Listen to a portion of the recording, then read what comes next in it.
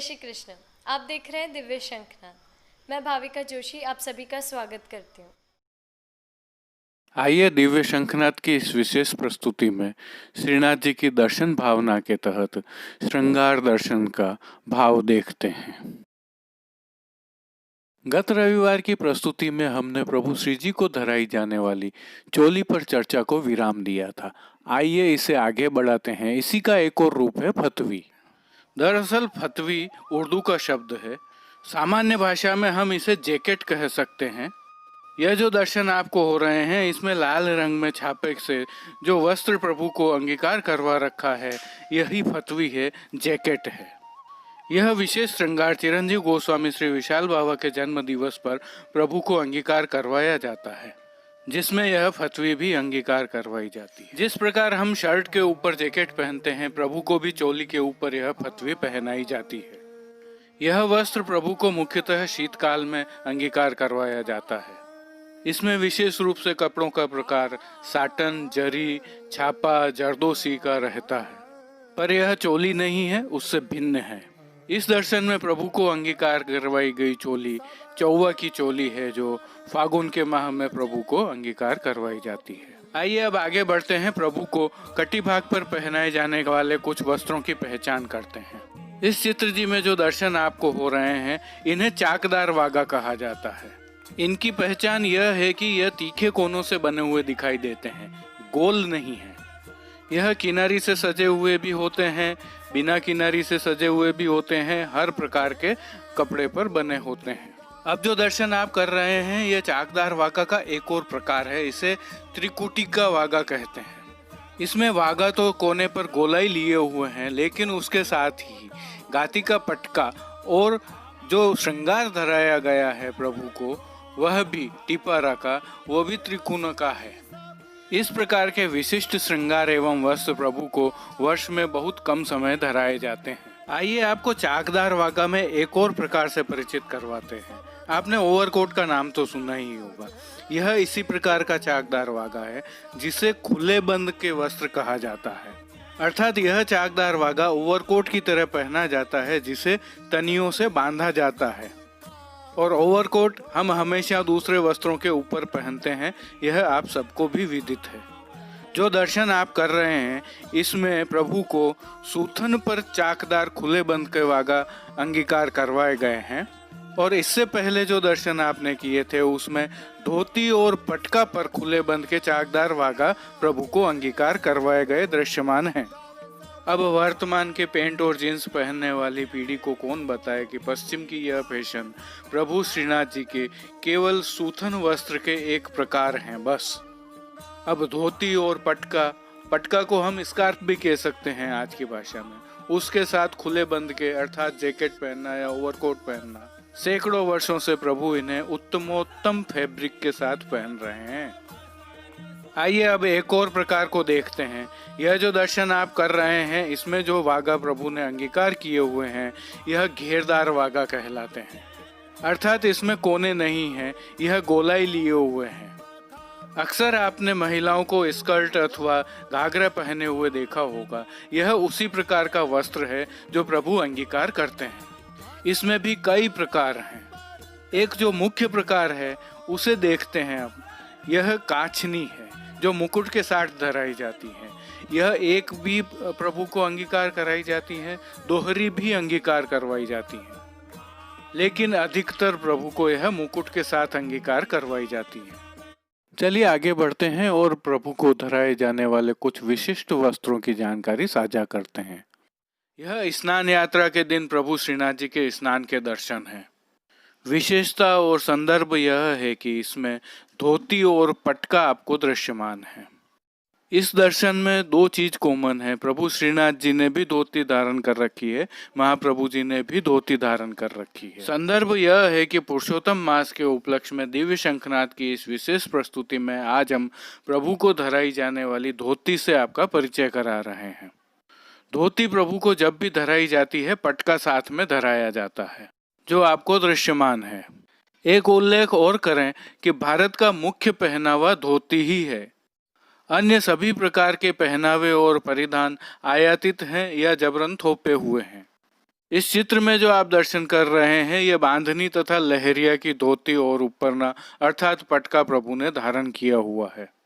प्रभु को धोती और उपरना 12 महीने अंगीकार करवाए जाते हैं, परंतु विशेषतः यह उष्णकाल और वसंत के मौसम में अंगीकार करवाए जाते हैं। सभी प्रकार के कपड़ों तथा किनारी, जरी आदि से सुसज्जित करके भी प्रभु को अंगीकार करवाए जाते हैं। यह एक रोचक जानकारी हो सकती है कि प्रभु को जो धोती अंगीकार करवाई जाती है उसमें सर्वाधिक अमरसी रंग की अर्थात केसरी रंग की होती है। यह प्रभु को मनोरथों, विशेष अवसरों पर तो अंगीकार करवाई ही जाती है, सामान्य दिनों में भी अंगीकार करवाई जाती है। आइए अब आपको एक अन्य वस्त्र से भी परिचित करवाते हैं। अब जो दर्शन आप करने जा रहे हैं यह मल्लकाच्छ के वस्त्र हैं। मल्लकाच्छ 2 शब्दों से मिलकर बना हुआ शब्द है, मल्ल एवं काच्छ। मल्ल अर्थात पहलवान और काच्छ अर्थात कच्छा। जो पहलवान जिस प्रकार का कच्छा पहनते हैं उस प्रकार का कच्छा प्रभु को अंगीकार करवाया जाता है, जिसकी बनावट कुछ इस प्रकार की रहती है। इसके साथ हमेशा पटका भी प्रभु को अंगीकार करवाया जाता है। मल्लकाच्छ एकल तथा दोहरा भी धराया जाता है प्रभु को, जैसा कि इस दर्शन में आपको दृश्यमान है। मल्लकाच्छ वस्त्रों के साथ एक चीज और जुड़ी हुई है, वह है टिपारा का साज। यह जो पुष्प के वस्त्र आपको दृश्यमान है इसमें भी टिपारा का साज प्रभु को अंगीकार करवाया हुआ है। बड़ी आनंदप्रद बात यह है कि यह दोनों ही पहनावे शुद्ध भारतीय पहनावे हैं। चलिए आगे बढ़ते हैं और कुछ और वस्त्रों की जानकारी साझा करते हैं। श्रृंगार के दर्शनों की भावना के तहत हम वस्त्रों का अवलोकन कर रहे हैं। इस कड़ी में आज जिस वस्त्र की हम आपको पहचान करवा रहे हैं इसे पिछोड़ा का वस्त्र कहा जाता है। इसमें प्रभु श्री जी की छवि अति सुंदर दिखाई देती है। सामान्य भाषा में इसे लुंगी के नाम से भी जाना जाता है, लेकिन हमारे यहाँ इसे पंचा के नाम से जाना जाता है। ग्वाल बाल ब्रजवासी और मंदिर में श्री जी की सेवा करने वाले गोस्वामी बालक तक भी घर पर अथवा जब निज कार्य में होते हैं तब धोती की जगह इस प्रकार का पंचा पहनते हैं। लेकिन क्योंकि यह प्रभु श्री जी अंगीकार कर रहे हैं इसलिए थोड़ा भिन्न होता है। इसमें राजसी संपुट रहता है। यह भी प्रभु श्री जी को अधिकांशतः उष्ण काल और वर्षा काल में अंगीकार करवाया जाता है। आइए अब उष्ण काल के कुछ वस्त्रों की बात करते हैं। अब जो दर्शन आप कर रहे हैं जिसमें जो वस्त्र दिखाई दे रहे हैं इसे आड़बंद कहते हैं। यदि सामान्य भाषा में कहें तो आड़बंद अंगोछे की तरह पहना जाने वाला वस्त्र है। यह वस्त्र प्रभु श्री जी को उष्ण काल में अंगीकार करवाया जाता है। जीने, मलमल तथा मोती, पुष्प आदि से भी यह वस्त्र तैयार कर प्रभु को अंगीकार करवाए जाते हैं। जब प्रभु को आड़बंद, परदनी आदि अंगीकार करवाए जाते हैं तो अधिकांश समय प्रभु को मोतियों का श्रृंगार अंगीकार करवाया जाता है। यह जो दर्शन आप कर रहे हैं इसमें धराए गए वस्त्र का नाम परदनी है। ये दोनों ही वस्त्र उष्ण काल के सर्वाधिक लोकप्रिय वस्त्र हैं। इस दौरान प्रभु की पीठिका पर ठाड़े वस्त्र नहीं धराए जाते हैं। अब जो दर्शन आप कर रहे हैं उसमें धराया गया वस्त्र उपरना कहलाता है और अधिकांशतः यह प्रभु को मंगला में धराया जाता है। यह कुछ वानगी है, अर्थात कह सकते हैं थोड़े उदाहरण हैं। प्रभु की सेवा प्रणाली अद्भुत, प्राकृतिक और वैज्ञानिक है, अनंत है। हमारे युवा इसे देखें, समझें, जानें तो उन्हें पता चलेगा कि सर्वकालीन होते हुए भी यह हर युग में कितनी आगे है प्रभु की सेवा प्रणाली का।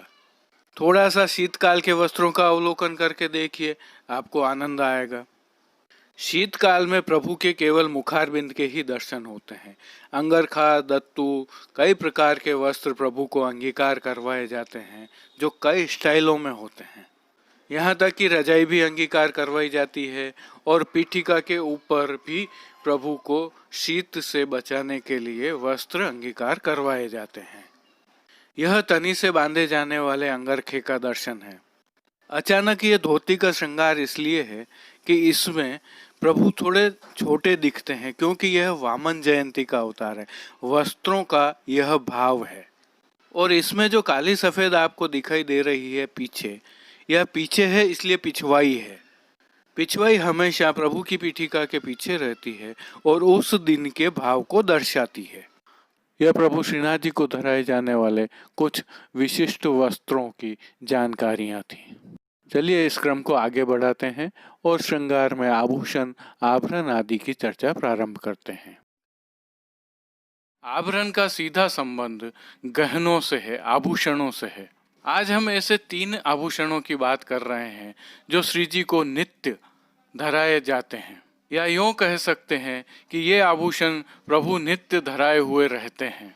सबसे पहले है तिलक। प्रभु के श्री मस्तक पर तिलक हमेशा धराया हुआ रहता है। जब भी आप दर्शन करेंगे आपको तिलक प्रभु के श्री मस्तक पर धराया हुआ ही दर्शित होगा। दूसरा आभूषण है नखवेसर, जिसे हम नथ भी कह सकते हैं। यह भी प्रभु को नित्य ही धराई रहती है। अथवा और भी सामान्य भाषा में कहें तो नाक में धराया जाने वाला जो आभूषण है वह भी प्रभु नित्य धराए हुए रहते हैं। तिलक एवं नखवेसर दोनों ही स्वर्ण में जड़ित होते हैं। अब एक तीसरा बहुत महत्वपूर्ण आभूषण है जो प्रभु की ठोड़ी में धराया हुआ है, वह एक हीरा है। यह भी प्रभु की दाढ़ी में आपको सदैव दृश्यमान होगा। बताया जाता है कि इस हीरे की चमक इतनी है कि अगर इसको पूरी तरह से खोल दिया जाए तो प्रभु के दर्शन ही नहीं हो पाएंगे, अर्थात इसका बड़ा क्षेत्रफल ढका हुआ रहता है। ठोड़ी में प्रभु को धराए जाने वाले इस हीरे के पीछे एक किंवदंती है। बादशाह औरंगजेब के जमाने में उनके किसी सिपह सलार ने प्रभु श्रीनाथ जी के मंदिर को तोड़ने का प्रयास किया।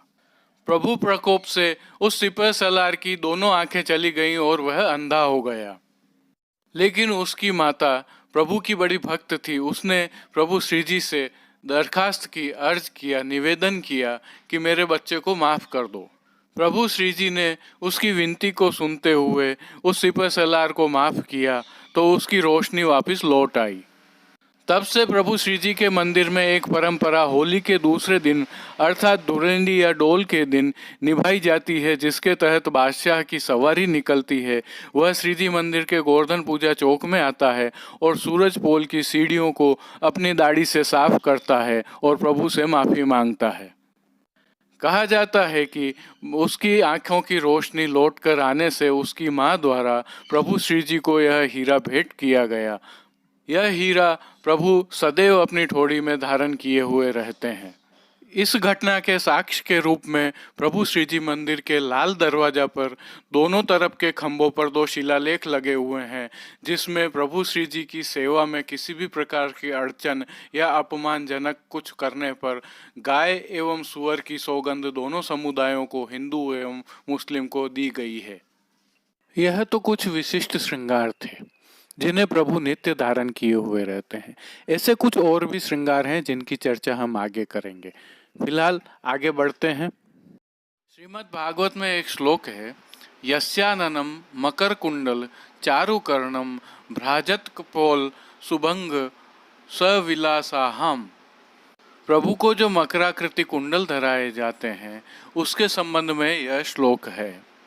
श्री सुबोधिनी जी के अनुसार दोनों कर्ण भरण हैं जो प्रवृत्ति एवं निवृत्ति हैं। सामान्य भाषा में समझें तो हमारे दोनों कर्ण कुछ भी ग्रहण करते हैं, यह वापस देते नहीं हैं। इनमें जो भरा जाएगा वैसा ही मानव का स्वभाव, मस्तिष्क, बुद्धि सभी पर असर होता है। श्री सुबोधिनी जी में आचार्य चरण आज्ञा करते हैं कि इसी से प्रवृत्ति एवं निवृत्ति है। अतः इनमें ब्रह्म विद्या ही प्रवर्तक होनी चाहिए। इसे भी सामान्य भाषा में समझें तो हमारे कर्ण में ब्रह्म विद्या ही जानी चाहिए, या जो कुछ भी जाए वह सकारात्मक जाना चाहिए। श्री जी भक्ति में इसी कारण कर्ण भी हमारे लिए उपयोगी हैं और इनकी सजावट होनी चाहिए।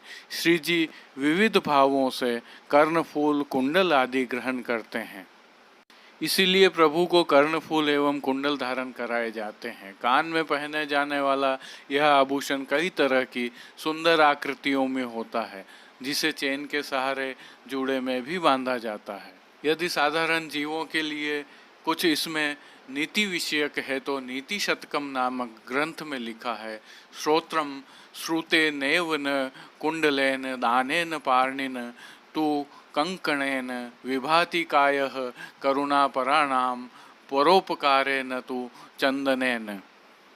अर्थात कान शास्त्रों के श्रवण से ही सुशोभित होता है, कुंडल पहनने से नहीं।